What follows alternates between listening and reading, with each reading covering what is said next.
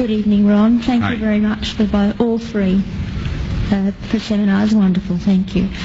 My question is that you said that you had the blood of our Lord examined by the Israelis. That's correct. What was their determination of that? Okay. Now, we won't be able to take second questions. I'm sorry if you're on your second one, please just step out. I love you, but we're running out of time.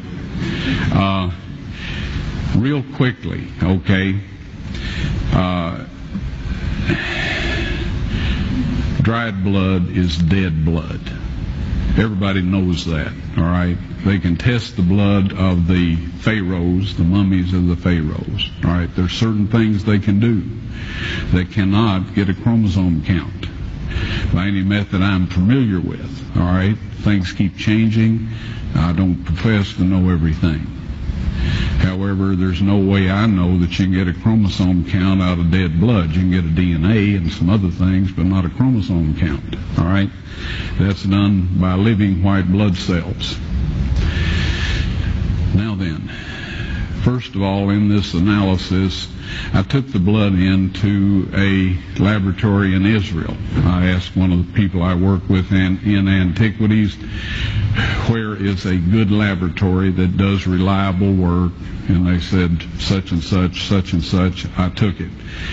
I just said, please examine this blood and tell me what you can tell me about it. All right? They said, well, look, we're going to reconstitute it.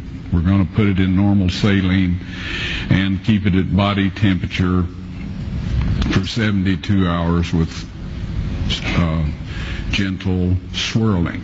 All right? That's their business. That's great. I said, now I want to be there when you check it out. They said, fine.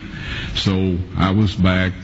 They checked it out. I said, now, they said it's human blood. We can tell that.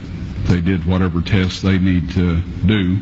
And then I said, take some of the white blood cells and put them in a growth medium and keep them at body temperature for 48 hours. And they said, well, that'll do no good because it's dead blood. I said, would you please do that for me? And they said, okay, we'll do it.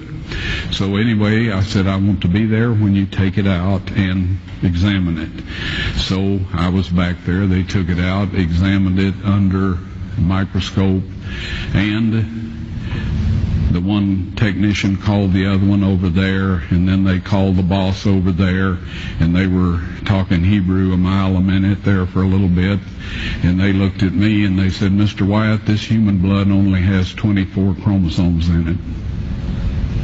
Everybody else has 46. You see, 23 from your mother, 23 from your father, 22 autosomes from your mother, 22 autosomes from your father.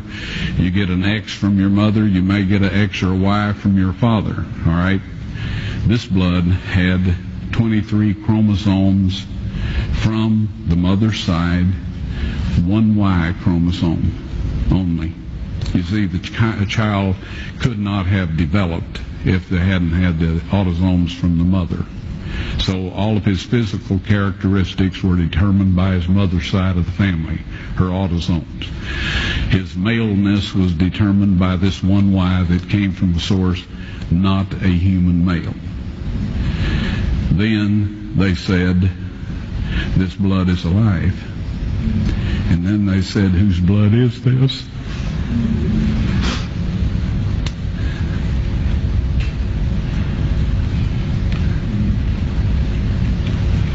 I said, it's the blood of your Messiah.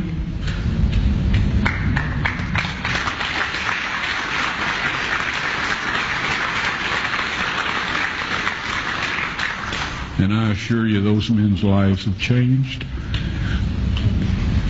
Well,